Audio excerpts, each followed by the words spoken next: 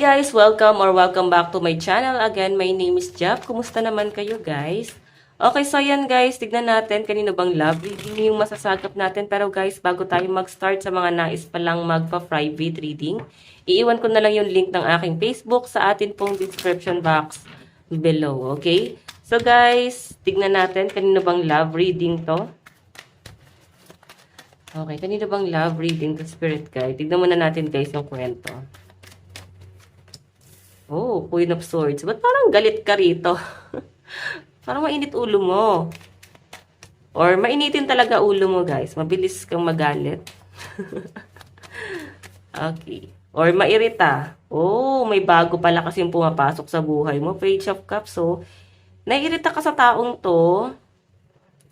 Ganun yung pinapakita sa akin. Tignan mo, pwedeng mas bata sa inyo. Or pwedeng, yun nga, parang feeling nyo kasi guys, biro yung ginagawa niya. Or pwedeng, hindi ka pa readyng pumasok ulit sa relationship, no? Pero nagpaparamdam sa inyo tong taong to. Yun nga lang, mukhang masyado kang matapang. Masyado kang dominante. Or di mo guys masyadong ine-entertain. Di ka interesado. Tignan natin, ha? O, the lovers. Bakit naman, guys? Eh, ang taong to, ang tingin niya sa'yo is someone na makakasama na niya habang buhay. Or pwede naman guys, nakarelasyon mo na pala to kasi the lovers eh.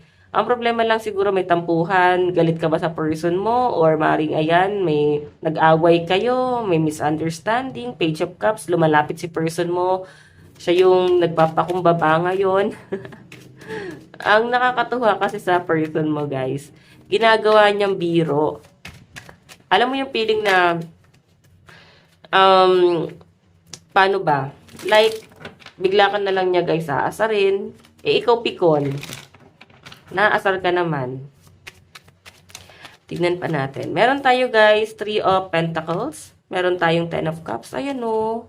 Alam nyo guys, itong person na to, mapagbiro to, no, sa pinapakita sa akin. Pero alam mo, marami siyang plano para sa inyong dalawa. Parang narinig ko yung kantang I Knew I Love You. I knew I love you before I met you. Ano yun, guys? Team song niya ba to? Or nagpapatugtog ka niyan ngayon? Or bigla na lang, guys, na-channel ko lang, guys, yung energy, ha? Okay, so etong person na to, guys, eto ha, eto oh, meron tayo, guys, collaboration, family. So, ibig sabihin, guys, mataas ang ambisyon niya. Marami siyang plano para sa inyong dalawa. Kung may pamilya kayo guys ng person mo yan, marami siyang sinasacrifice ngayon. Siguro sinasabi niya sa inyo yung plano niya na gusto niya guys mag-travel abroad. Ano ba to? Seaman ba siya? Nagbabarko ba siya? Or ikaw tong nagbabarko? Pwedeng sa cruise ship. Okay, or maaring parehas kayo. Nagbabarko kayo. So, meron din ako nakita guys na pwedeng ang tinitignan mo ngayon is someone na nandoon sa malayo. Pwede na sa abroad, no? So, may ano lang kayo guys, misunderstanding, hindi kayo guys gano'n nag-uusap, masyado kasi guys seryoso tong person mo sa buhay niya. Like, ano siya guys, mapagbiro, pero pag seryosohan, seryoso talaga siya guys kausap. Okay, matalino rin guys yung nasasagap ko sa kanya, and hindi naman siya guys mahigpit. Nakakatuwa nga yung energy kasi sobrang napaka-gentleman. Okay, malakas sa mga ear sign, Aquarius, Gemini, Libra, Cancer, Pisces, Scorpio, Aries, Leo, Sagittarius. Parang lahat naman, no? Meron tayong Capricorn, Taurus, Virgo. Tignan natin, energy ni person. Okay. Energy ni person, ano ang nararamdaman sa inyo? Nararamdaman sa inyo. Oops. Oops. 2 of Wands. Miss na miss ka ng person mo. So, ayan guys, pag napahinto ako, grabe, uso ata ngayon ng lagnat at sipon, no? Saka ubo. Nauubo kasi ako, guys. Puti ubo na lang. Okay. 2 of Wands kasi, guys, miss na miss ka ng taong to. Tignan mo, adventure awaits, no? Meron siyang inaantay na travel dito. Gusto kanya, guys, makita. Gusto kanyang ma-meet. Sobrang excited. Ganun yung nakikita ko sa kanya. Meron tayong The Magician. Nililibang niya guys yung sarili niya, no, para hindi siya guys mabored. Para hindi siya guys mainip sa inyo. So, siguro, lagi niya guys sinasabi na miss ka na niya. Gusto ka na niya guys makita. Gusto ka niya guys makapiling. Gusto ka niya makasama. Sobrang clingy naman ng person mo, guys. Hindi ka ba, guys, na ano dito, parang tawag doon, parang nilalanggam sa sobrang kasweetan ni person. Sweet tong person mo na to. Tignan pa natin. Tingin sa'yo ng person mo. Meron tayong the high priestess, religioso, religiosa, religious. Ganun na lang. Nautal eh. Okay, high priestess kasi guys, masyado kang sagrado. Ganun yung tingin sa'yo ng person mo. Magaling ka mangaral, marami kang words of wisdom. I think, magaling ka mag-deliver ng message. Okay, tingin sa'yo ng person mo. Matalino, magaling magsalita. Siguro bilingual ka ba? Meron tayong Ace of Wands. Travel talaga to, guys. Sa malayo, ganun kanya tignan. Lutang, minsan tulala ka daw. The strength. Matampuhin, ganun ka tignan ng person mo, bigla-bigla na lang iinit ulo mo. Ano ba nangyayari? Ba't mainitin ulo mo? Iba sa inyo, may red days nyo ba ngayon? Tignan natin, guys. Ano naman ang action ni person? Meron tayong the devil. Nako, sa kanya ka lang daw. Okay? Sa kanya ka lang, hindi ka pwede mapunta sa iba. Meron tayo, guys, Knight of Swords.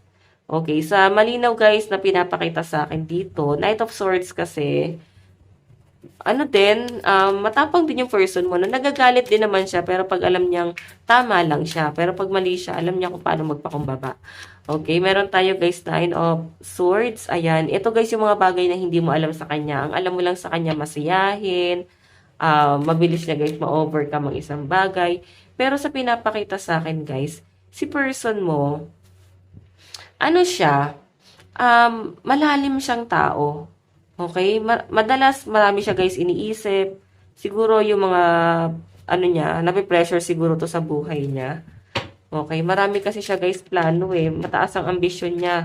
Lalo sa inyong connection, guys, no? Okay? Minsan, ayan, no? May mga pinaplano siya rito na hindi niya na, guys, sinasabi pa sa inyo. Tignan pa natin ano naman po yung magiging outcome.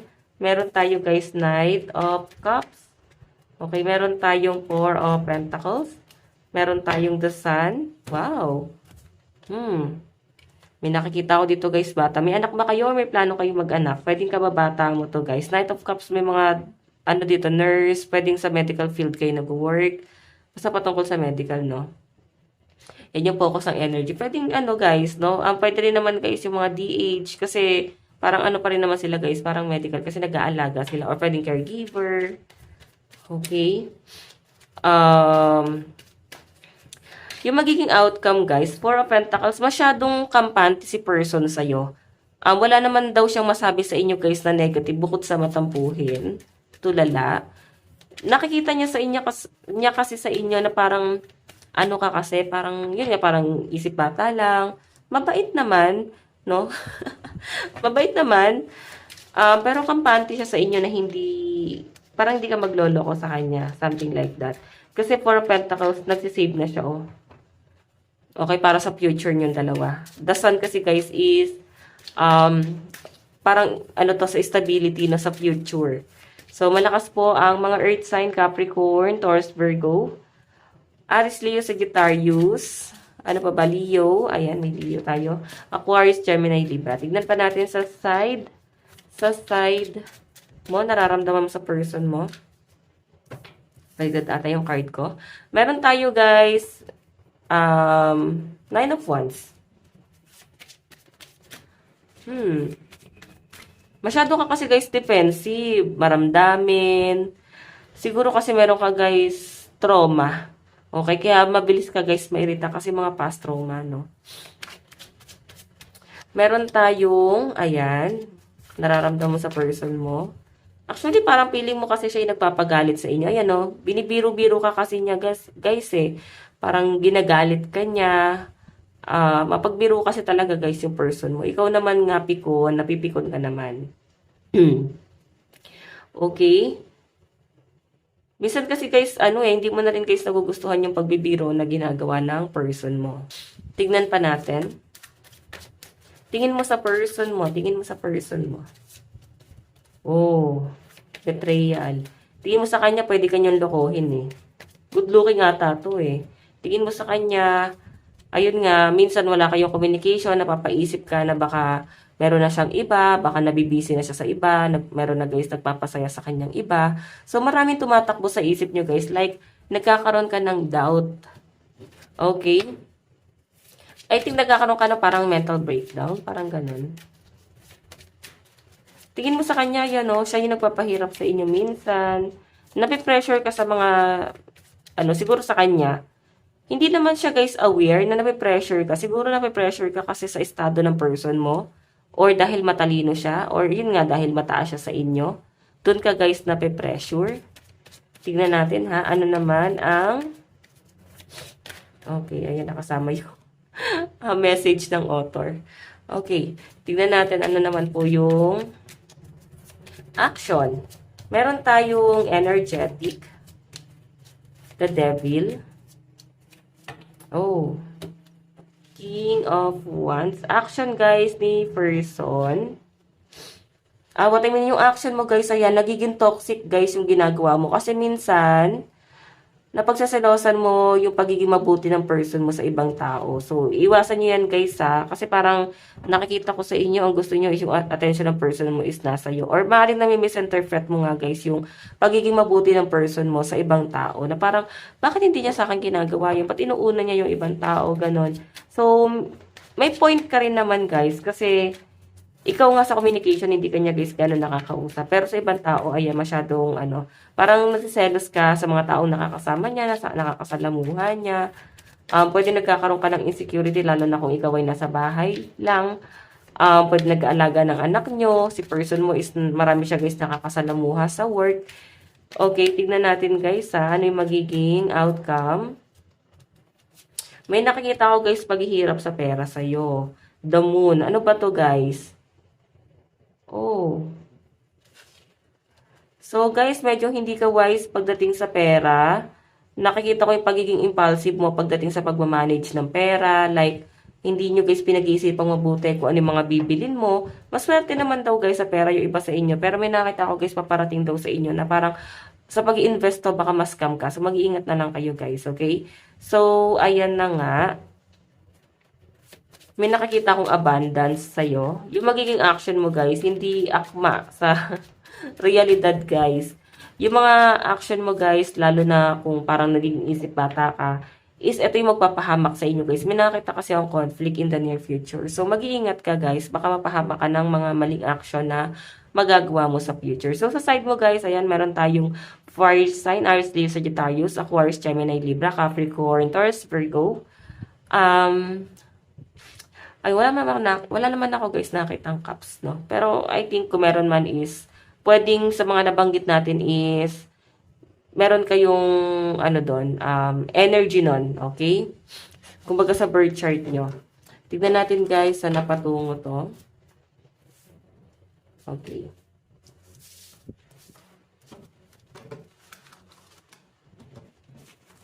Wait lang guys. Saan napatungo yung relationship spirit guide? Oh, 8 of Cups. Ikaw guys yung lumalayo. Ano ba to? Nagpapahabol ka ba sa person mo? Or nakukulangan ka talaga sa person mo? I think, mahal mo talaga siya. Gusto mo na parang ipaglaban ka niya. Ganun yung pinapakita sa akin. Siguro may problema sa ibang bagay. Parang nararamdaman mo na pa-chill-chill si person. Parang hindi ka niya pinaglalaban. Meron tayo guys, the sun. Mahal ka naman ng person mo, pero hindi niya kasi guys maunawaan yung body language mo. Siguro kailangan guys pag-usapan nyo or sabihin mo sa kanya, hindi yung parang bigla na lang guys may pagtatampo. Diba? Meron tayo guys 6 of Pentacles. Ayun na nga, kasi parang inuuna niya yung parang sobra siya guys mapagbigay, lalo na kung kayo guys ay nag-iipon. Siguro masyadong mapagbigay yung person mo, or baka siya to guys madalas maloko ng ibang tao. Ano ba to, nagpapautang ba siya? Hindi niya guys muna unahin yung family nyo. Kaya siguro guys may tampuhan kayong dalawa, siguro patungkol sa responsibility, strength kasi guys, the world. So nakikita ko guys na babalik yung person mo, kakausapin ka niya.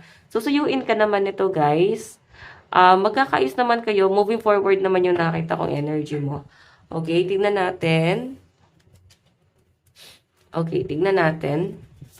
Love advice. Meron tayong true love. Di ba? Napaka-sweet naman. Mukhang, true love mo to. Ayun, 1-1.